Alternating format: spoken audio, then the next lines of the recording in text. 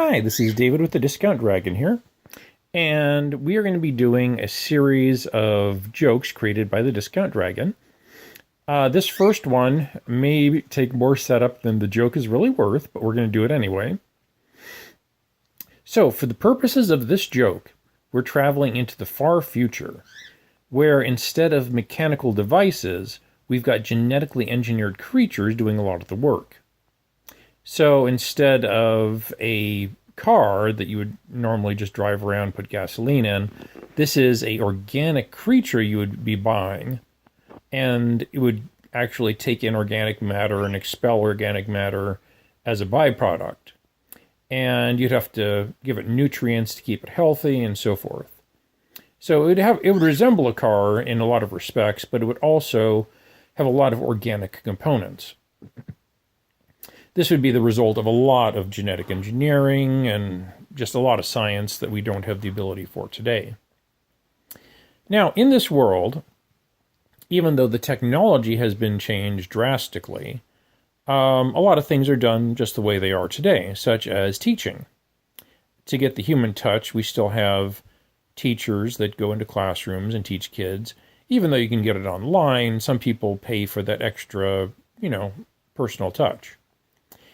And in this world, there was an English teacher who got in a bar fight. Someone got seriously injured, and he ended up going to prison. He tried to talk his way out of it, and, being an English teacher, he's very eloquent. But at the end of the day, he still ended up with a prison sentence. So he goes to prison, and he immediately finds out that he's not prepared at all for this sort of environment. He gets beaten up and just victimized, and it's just horrible. So, rather than serve out his sentence, he decides that he has to escape no matter what.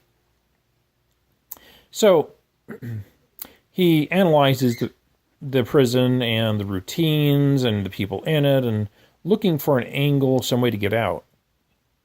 He doesn't find anything really appealing, but he does realize that the semis that pull in for deliveries, that they have huge exhaust openings that are constantly emitting foul-smelling material because they're organic creatures rather than mechanical trucks. But these semis that pull into the prison for the deliveries, he could actually crawl inside the exhaust port and sneak out of the prison.